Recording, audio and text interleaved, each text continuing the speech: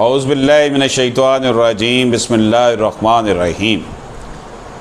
इस्लाम ने जो मुख्तलिफ़ क़वानीन, रूल्स एंड रेगुलेशन, ज़वाबत अता किए, इनमें एक लॉ ऑफ इनहेरिटेंस भी है जो दौलत को मुर्तकिज़ होने से रोकता है। दौलत एक जगह जमा होते रहना और मुस्तक़िल अफराद में तकसीम ना होना सरमायादारी और इर्तिकाज़ दौलत की बदतरीन शक्ल है। ये एक मुसलमा हकीकत है कि अगर मालो दौलत, ज़मीन और जायदादें वर्सा में तकसीम होती रहें तो ये दौलत चंद हाथों में मुर्तकिज़ कॉन्सनट्रेट होकर रह जाने की बजाय हज़ारों लाखों बल्कि बेशुमार इंसानों के दरमियान तकसीम होती रहेगी और उनके लिए ये नफ़ा बख्श साबित होगी। इस्लाम की आमद से कबल दूसरी अक़वाम में सरमायादारी का निज़ाम राज था। इस्लाम के इनकलाबी पैगाम ने जहाँ बहुत सी इस्लाहात की, इसमें भी सरमायादारी के मामलात में भी इस्लाहात की और इस कदीम इक़्तिसादी निज़ाम को इसकी तबाहकारियों के सबब ख़त्म करके इसकी जगह कानून वरासत जो है वो जारी किया। इस्लाम ने जब कानून वरासत का इजरा किया तो सरमायादाराना मईशत रखने वाली कौमों ने इसके ख़िलाफ़ ये नारा बुलंद किया कि अगर दौलत की तकसीम का निज़ाम जारी कर दिया गया तो इससे दौलत और अमारत का ख़ात्मा हो जाएगा और थोड़े ही अरसे में बड़ी बड़ी जायदादें तकसीम होकर चंद खेतों या यूनिटों की सूरत में बाकी रह जाएंगी। मगर इस्लाम का तो मंशा ही यही है कि सरमायादारों का ये निज़ाम इसी सूरत में बाकी ना रहे और दौलत तकसीम होने की बजाय महज चंद लोगों के हाथों महदूद ना हो जाए। इस्लामी मईशत के इस फ़लसफ़े को आज रहमत समझा जाने लगा है और गैर मुस्लिम अक़वाम ने भी इसको कानूनी हैसियत देने की कोशिश शुरू कर दी है। ये हकीकतन बात रोज़े रोशन की तरह आया है कि दौलत तकसीम के लिए है, जमा करने के लिए नहीं। इस्लाम ने इस सिलसिले में तमाम अक़वाम से अलग सरमायादारी के ख़िलाफ़ जहाद करते हुए कानून वरासत के ज़रिए तकसीम दौलत की राह खोल दी। फरमाने बारी ताला है, मर्दों के लिए इस माल में से हिस्सा है जो माँ बाप और करीबी रिश्तेदारों ने छोड़ा हो और औरतों के लिए भी माँ बाप और करीबी रिश्तेदारों के तरका में से हिस्सा है, वो तरका थोड़ा हो या ज़्यादा अल्लाह का मुकर्रर करदा हिस्सा है। सूरह निसा। इसी तरह अल्लाह पाक का फरमान है, तुम्हारे बाप और तुम्हारे बेटे तुम्हें मालूम नहीं कि फ़ायदा पहुँचाने में इनमें से कौन तुम्हारे करीब तर है। ये तकसीम अल्लाह की तरफ से फरीज़ा है। बेशक अल्लाह खूब जानने वाला और बड़ी हिकमत वाला है।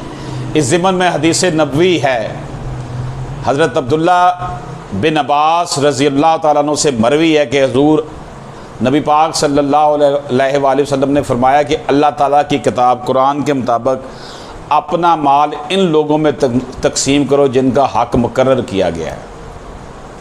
अल्लाह पाक का इरशाद है, और अगर तकसीम यानी वरासत के मौके पर गैर वारिस रिश्तेदार, यतीम और मोहताज मौजूद हो तो इसमें से कुछ इन्हें भी दे दो और इनसे नेक बात कहो।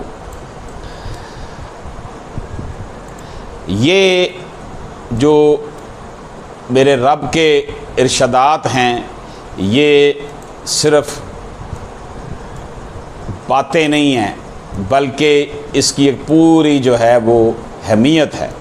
अल्लाह ताला ने वाज़ेह फरमाया कि वो शख्स जो वरासत का मुस्तहिक़ नहीं और तकसीम के मौका पर मौजूद हो और वो शख्स अकरबा या यतीमों या फ़ुकरा में से हो जो वरासत के मुस्तहिक़ नहीं होते, तो ऐसी सूरत में इसकी तकरीम करो और महरूम ना करो। और ये उस वक़्त है जब माल ज़्यादा हो। अगर जायदाद नाकाबिल तकसीम या कम हो तो उनसे माज़रत की जाएगी और अगर इस थोड़े माल में से भी इन्हें कुछ दे दिया जाएगा तो इसमें भी बहुत ज़्यादा अजर मिलेगा। हज़रत इब्ने अब्बास रज़ी अल्लाह ताला अन्हु फरमाते हैं, अल्लाह ताला ने मोमिनीन को हुक्म दिया है कि वह वरासत तकसीम करते वक्त अकरबा, यतीमों और मसाकीन के साथ वसीयत के ज़रिए सुलह रहमी करें और अगर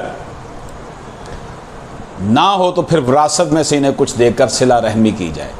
इस्लामी कानून विरासत में तकसीम दौलत का जो तरीका है वो ऐसा मुतदिल, मॉडरेट और मुदब्बराना है कि अगर सही तौर पर इसको अख्तियार किया जाए और सोसाइटी में इसको एक रवाज के तौर पर आम कर दिया जाए, एक फ़र्ज़ के तौर पर इसे आम कर दिया जाए, तो इससे सरमायादाराना दौलत के पैदा होने का इम्कान बाकी नहीं रहता और ना ही अफराद व अशख़ास के दरमियान अफलास व फाका कशी को फ़रोग़ मिल सकता है, क्योंकि ये एक ऐसा निज़ाम है जिससे दौलत के असबाब हर वक्त गर्दश में रहते हैं और एक हाथ से निकल कर दूसरे हाथ तक पहुँचते रहने की वजह से कमोबेश हर फ़र्द को फ़ायदा मिलता है। मुफ़क्किर इस्लाम शाह वली अल्लाह मुहद्दिस देलवी ने अपनी किताब हज्जतुल बालगा में लिखा है, मैं उसका आपको बताता हूँ जी, जो उन्होंने लिखा है। गौर करो, बिलाशबा अक्ल व हिकमत का तकाजा यह है कि इंसानों के दरमियान ये तरीका लाजमी और ज़रूरी होना चाहिए कि अहले कबीला आपस में एक दूसरे की मदद करें और दर्दमंदी व बेही ख्वाही का सबूत दें और एक दूसरे के नफ़ा नुकसान को अपना ज़ाती नुकसान समझें। और ये बात वही खलकत और जबिल्लत के बग़ैर नामुमकिन है जिसकी मईशत पर उसको मजबूत बनाने के लिए ख़ारजी असबाब और इसको महफूज रखने के लिए सुन्नत मतवातरा मौजूद ना हों। यहाँ जबिल्लत तो इस ताल्लुक़ का नाम है जो बाप और बेटे या भाई भाई के दरमियान मौजूद है, इस तरह दो या चंद अजीज़ों के दरमियान मौजूद होता है। और असबाब खारजी बामी उल्फत व मौदत, रहनुमाई, गमगुसारी, हमदर्दी वगैरह का नाम है, क्योंकि ये अमूर आपस में मोहब्बत पैदा करते हैं और मसाइब व अलाम में एक दूसरे की आनत और नुसरत का बायस बनते हैं। और सुन्नत इन अमूर को कहते हैं जिनको शरीयत की ज़बान में लोग रिश्ता अख़ुवत पैदा करने के लिए ज़रूरी करार देती है और इसके ना करने पर काबिल मलामत ठहराती है। मसलन हुक्म देती है कि सुलह रहमी ज़रूरी है और फ़र्ज़ है, ऐसा ना करने वाला गुनाहगार है। मगर जब ये देखा जाता है कि बाज़ इंसान बुरे ख़यालात और बेहुदा अफ़कार के पीछे जो है वो लगे रहते हैं और सुलह रहमी जैसे उम्दा औसाफ के ख़िलाफ़ बगावत करते हैं और बहुत से गैर ज़रूरी काम करने पर आमादा रहते हैं, तो ऐसी हालत में इस बात की ज़रूरत है कि इस किस्म के जो इखलाकी अमूर को ज़रूरी करार दिया जाए और लोगों के कबूल इनकार से बालातर होकर इन पर लाजम कर दिया जाए।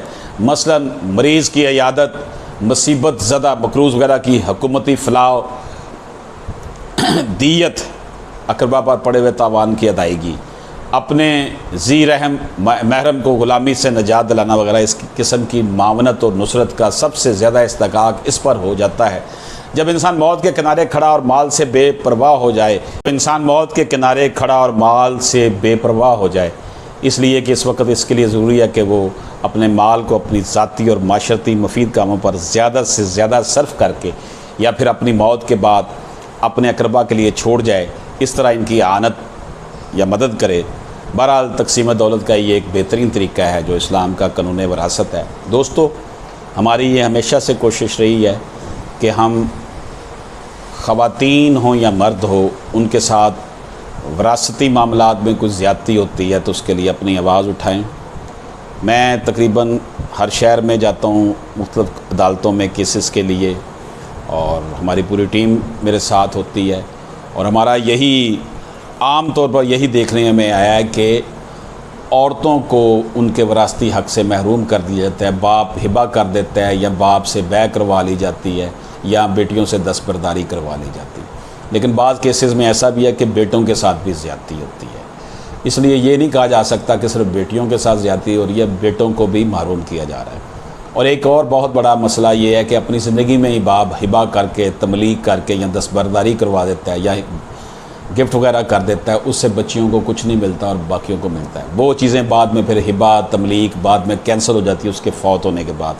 लेकिन अपनी ज़िंदगी में भी अगर वो ऐसा करता है तो उसके ख़िलाफ़ भी कोर्ट में जाया जा सकता है कि उसने हमें महरूम क्यों किया। क्या हमारे मुल्क के वालिद जो हैं उनको अपनी बेटियों से मोहब्बत नहीं है कि सारा कुछ बेटों को अपनी ज़िंदगी में दे दिया और हमें नहीं दिया? तो ये भी एक जुर्म है। तो हमारी ये तगोताज़ जारी रहेगी।